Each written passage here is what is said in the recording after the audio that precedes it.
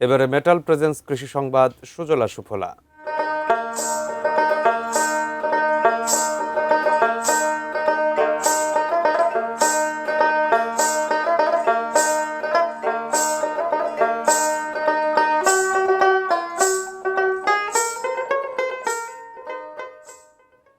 যে করলার ফলনে হাসি ফুটেছিল যে কৃষকের মুখে, তারাই এখন দুশ্চিন্তায়।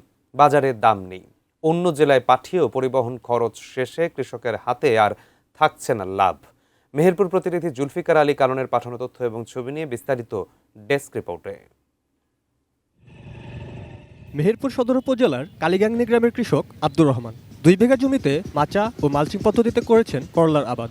জৈব বালাইনাশক ও জৈব কীটনাশক ব্যবহার করে নিরাপদ সবজি উৎপাদন করেছেন তিনি। সব মিলিয়ে খরচ হয়েছে প্রায় 90,000 টাকা। 3 মাসের পরিচর্যার পর এখন করলা সংগ্রহ ও বিক্রির সময়। ভালো ফলন পেলেও কাঙ্ক্ষিত দাম না পাওয়ায় হতাশ এই কৃষক। নিম্ন 45,000 টাকা খরচ হয়েছে, এখন পর্যন্ত আমি 20,000 টাকা পুজাইতে পারিনি। তো যেভাবে বেচা কিনা হয়েছে আমার খরচ হইবে না বর্তমানে। শুধু আব্দুর রহমান নন, একই অবস্থা জেলার অন্যান্য করলা চাষির। বর্তমানে পাইকারি বাজারে প্রতি কেজি করলা বিক্রি হচ্ছে মাত্র 15 থেকে 20 টাকা দরে। উৎপাদন খরচ পড়েছে তার চেয়ে অনেক বেশি। সার বিষের দাম বেশি, আমাদের এখানে তো বেচা কেনার বেলায় দাম নাই। বিষের দামও উঠছে না, সারের দামও উঠছে না। আমাদের আবাদে লস হয়েছে, বেচা কেনার দাম কম। চলতি মৌসুমে মেহেরপুর জেলায় 257 হেক্টর জমিতে করলার আবাদ হয়েছে।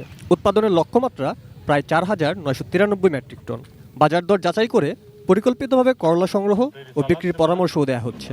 তারা যে পরিকল্পনা করে বাজারে কোন ফসলের মূল্য কখন পাওয়া যায় সেই পরিকল্পনা মাফিক আমাদের পরামর্শ দিচ্ছি। যদি কৃষকরা আমাদের পরামর্শ অনুযায়ী এবং নিরাপদ ফসল উৎপাদন করে তাহলে সে আবাদ করে লাভবান হবে বলে আমরা প্রত্যাশা করছি।